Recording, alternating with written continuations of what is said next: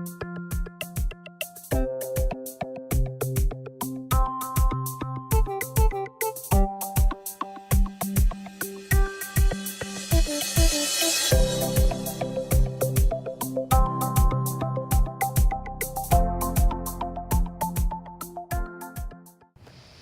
the big four, these are some of the goals that the government is planning on achieving. Are youth, education and jobs. Kenya has positioned itself and continues to do so as a silicon savannah, where our education is geared towards technology, towards engineering, towards science, towards ensuring that outside of Silicon Valley in California, this becomes the hub. But how does education feature in that? As we record this, we are in the middle of a transition from one education system to another. This new education system is actually pitted as being the most functional, the most desirable, in fact, the right education system for a future. But how do you educate for the future? Think about this. You're educating for a future where we have no concept in the next 20 years what the technology will look like. We have no idea what artificial intelligence will be able to do. We don't even know what advances there will be in medicine and also in the changes in our bodies and in our environment. But yet we're educating for this. How do we do so? How do we ready our children for a future that we have no concept about? Today we talk all about education, educating for the future, educating specifically for science, technology, engineering, mathematics. Hi, my name is ReneeSense, and you are watching Makeda, stories of phenomenal women in business, in STEM, and in service. And today I have the privilege of interviewing Faith Gathungu. Now Faith, you actually teach STEM. You take children from the ages of how old? 3? 4 years. From 4 years? Yes, but we also take 3-year-olds. Up till the age of? 15. Of 15? Yes. And you're doing something that is not being done at very many schools. In fact, you're not even doing it in a school. We are doing it in some of the schools. You're doing it in some of the schools? Yes. But not as a school? Yes, not as a school. So tell us a little bit of what you're doing. You've taken on STEM education outside of a school setting. Yes. We offer science, technology, engineering, and mathematics, as you've just said. And our model of teaching STEM is very different from the traditional way of teaching sciences and the traditional way of teaching maths. So what we do is we use practical ways of teaching maths and practical ways of learning science and practical ways of learning engineering skills, which is lacking in our current school systems. Hopefully, and of course, with the new education system, we believe that this will be part of the everyday practical learning. Now, teaching it outside school. Let me ask you, have you seen evidence of that belief? Have you looked at the new curriculum? Yes, I have. And have you seen evidence that they are now introducing it as a core curricular subject? Yes, as STEM will be part of their main subjects actually in the mainstream learning. Yes. How they're going to do it, of course, we're waiting to see, but I believe that they are headed to the right direction. Yes. And I'm in talks a lot with the education curriculum, and I know that I'd like to partner with them in what it is that we do in order to enhance what it is that they plan to offer to the schools. But doing it outside the school system or doing it outside the school curriculum, well, it has its challenges and it has its advantages. For those that have embraced it, they see the value add when these children come to us and practically able to learn science in a much more fun way, except that for some, of course, they don't understand how it's fun to learn science, which is still a struggle for us in terms of challenges. Yes, but I believe we're headed in the right direction. Traditionally, creative-based subjects, yes, outside of creative writing, yes, seems to be the only sort of acceptable format or expression of creativity. Yes. Art, yes, in its fine form, yes, music, yes, sculpture, yes, and anything related to design, even to the point of, for example, textile-related design and clothing, has traditionally been looked down upon, has not been given as much emphasis, has not been made examinable, has not been celebrated. Yes. And those who have those attributes or skills have not been celebrated.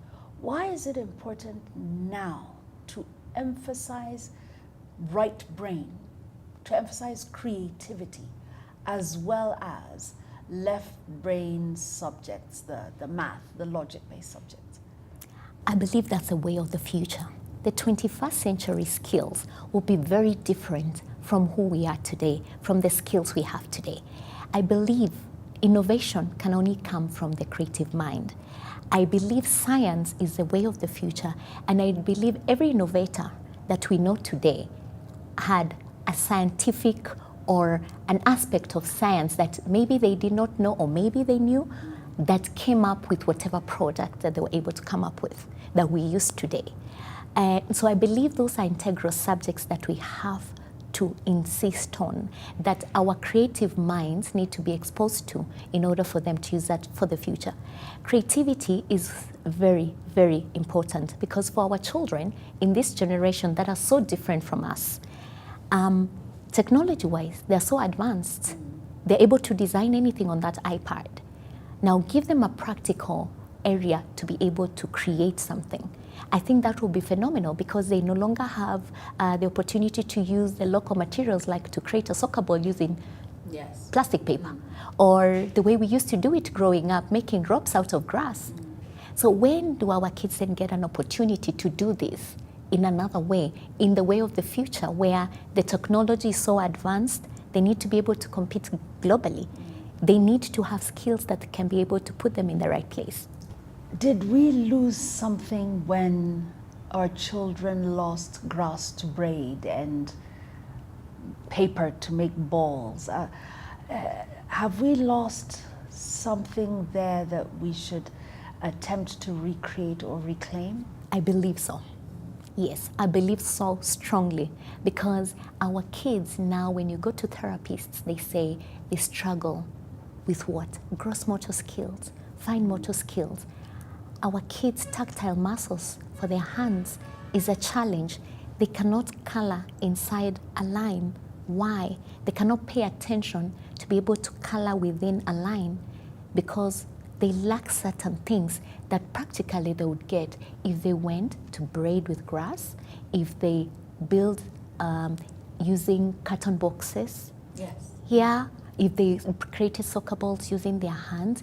There's something about that creativity that makes a mind blow up, that makes a mind want more, to do more. I believe now we are limited by the gadgets and the TV and basically copy and paste. So we don't think beyond what we see, and our kids have certain limitations now. I worry about gadgets, and I'll tell you this. Yes. Okay. So my worry around STEM-based education, yes, and technology-based life is the following. Yeah. That we are not the creators of the technology that runs our lives. Yes.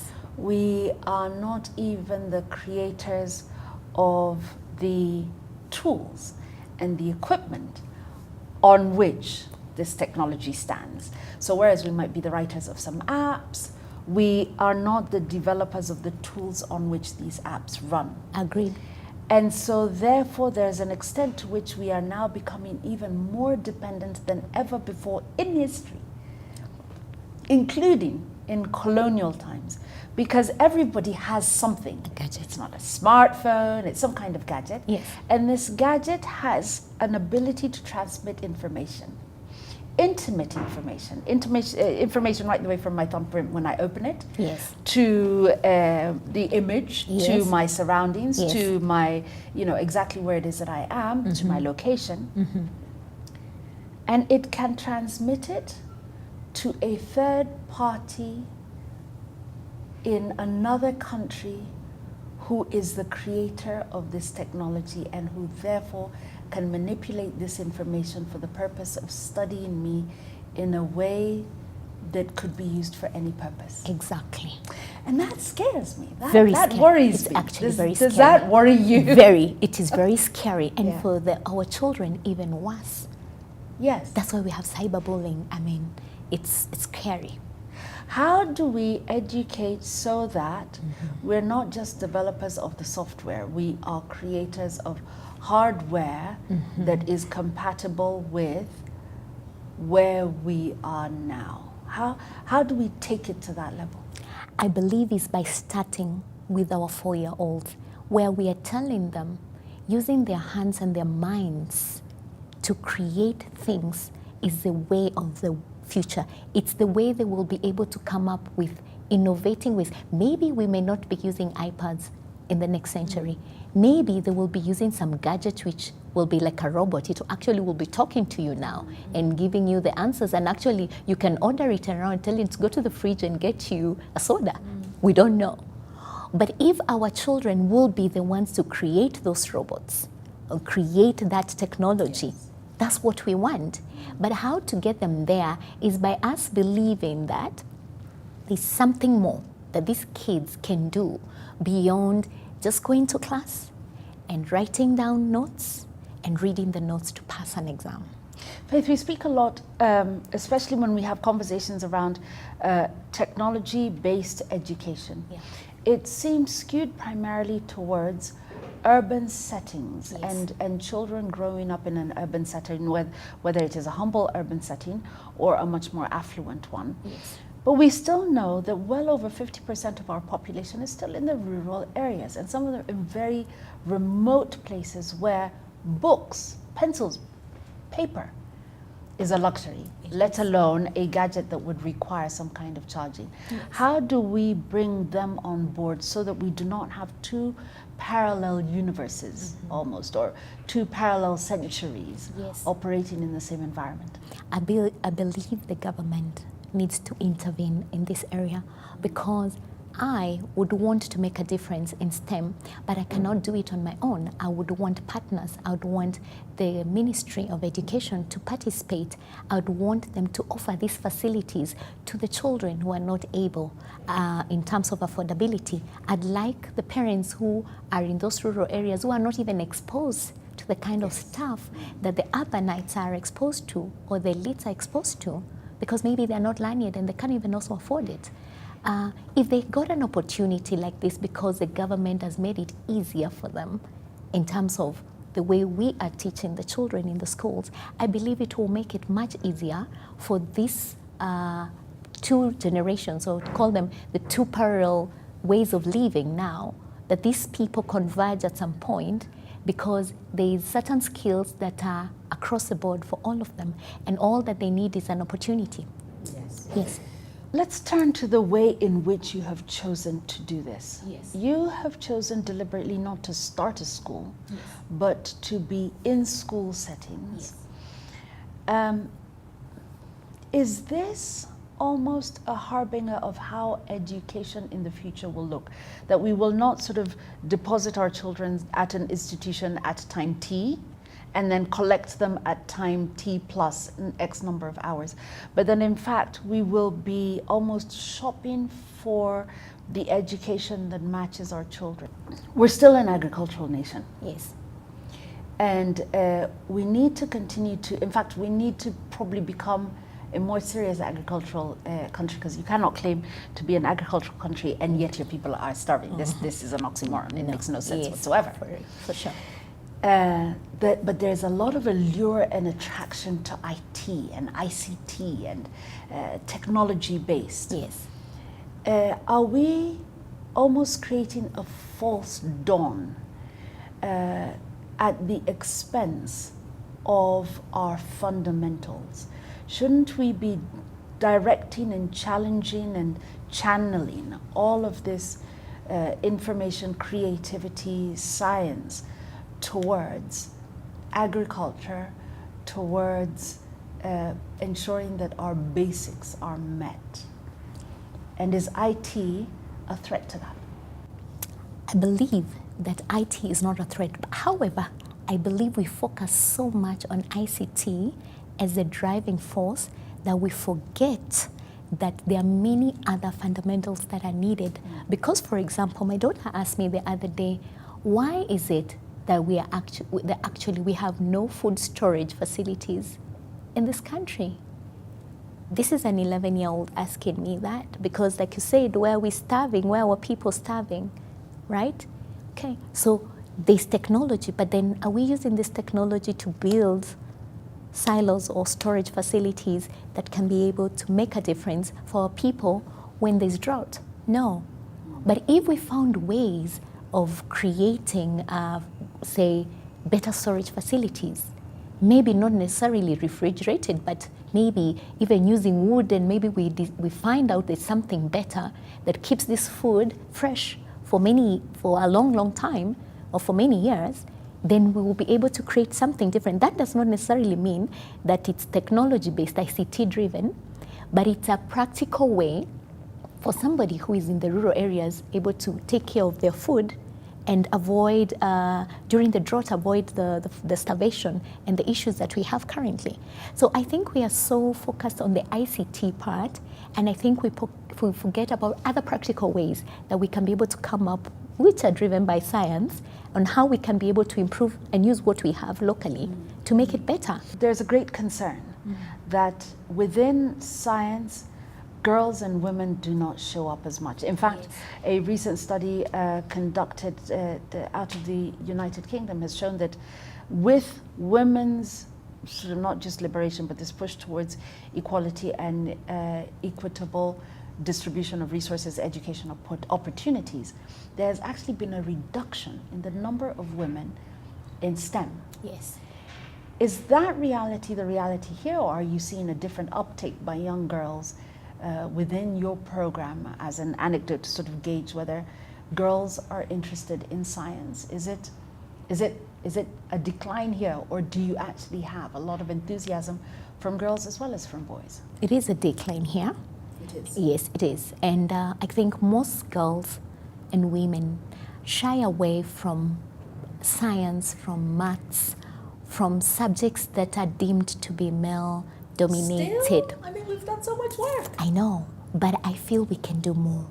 When you go to the universities now, and most of the tutors that work with me are engineers who are, I prefer actually, not because of any bias, to work with the girls more, because then they're role models for our own girls. Then they're able to see that it's possible for you to actually thrive in science and actually be able to make it, because it's not a male-dominated subject. What would happen is that we always felt that girls were not good at maths, girls were never good at science, and girls were good in arts because of our cultural expectations. But now, of course, slowly the young girls are out there doing the science, they're out there doing the technology, they're out there being the engineers, but still there's a lot of, they're looked as not capable. So for example, say you go to a garage and you found a female a technician, or say a mechanic who will sort out your car, and there's a male mechanic. Who do you choose? For most part, they would prefer the male. Why? Because they believe he knows what he's doing, and girls don't understand cars. Which is a bit silly, because I think the female, because she'd probably leave my car clean. That's very good. But mostly, you would think probably she won't fix the brakes right. Yeah. Probably she'll leave a loose nut. Yes, yes. Why are we so biased that only male are the only ones that understand cars? They're the only ones that understand electricity. They're the only ones that can do the technical skills. And girls can't do it yet. We do have girls who are qualified engineers in agriculture, in mechanical, in electrical, but then they're not given the same opportunities as the men. How do we change that bias so that more girls choose STEM, Yes. and more women stay in STEM-related careers? I believe if we have more role models, because if we have more women role models saying, you can do this, I have done it, look at me, and I'm still a mom, because I guess that's a big deal, or I'm here, I've done this, I've been able to achieve this, and I'm an engineer. I do all crafts and I travel around the world, and it's not so bad because I still have a family and I'm able to balance it. And then it's not looked upon or frowned upon as these jobs that taking you away from certain roles, because then the women shy away and they go to jobs. I mean, they're qualified engineers and then they will go to a different career. A desk job. Yeah. Yes. Because it fits the profile of a woman and it fits the kind of acceptable norms. And if they're not accepted where they're supposed to be, they have to find an alternative way of living because they need to earn a living. So they'll find a plan B. But if we embraced it and gave them the opportunity and actually say, the girls rock, they can do this, then I think we would have a better place to say, this is possible. Other countries actually, say Israel, for example, who are our partners that we work with, they don't consider girls or boys being better engineers or practically saying that the only people that can be able to do certain things in terms of innovation is male. They give equal opportunity. And there are so many young graduates, millionaires, who've come up with ways of improving life. They've come up with projects that they've sold to companies and patent them, and they've been able to make a living out of it because they found a solution to a problem that maybe a certain company needed, whether male or female. I believe if we expose our kids and our young people to the same, we'll get the same results. But if we continually say, no, women, I don't think so, I think the boys will be better at this than the girls, it won't work for us. And our young girls who want to be scientists, we need to let them know they can be scientists and not think, wow, how will they become scientists? Like you almost doubt it, but yet they believe in themselves so much. It's almost like putting your own doubt Exactly. into somebody else's future. And they can see it and read it, the energy is right there, and they will take that on to the future. They will believe, I can't do this. But for the male, even if they can't do it, trust me, they'll tell themselves, I can do this, even though they do not necessarily have the skills. I think it's a way we think that needs to change. I agree with you. I think we need to think different. Yes. The kind of thinking that has brought us thus far can take us no further. Yeah. And if your daughter, your niece, in fact, even if you had ever considered that you would be in a STEM career and shied away from it, do not question the career anymore. Question your thinking about you in relation to that.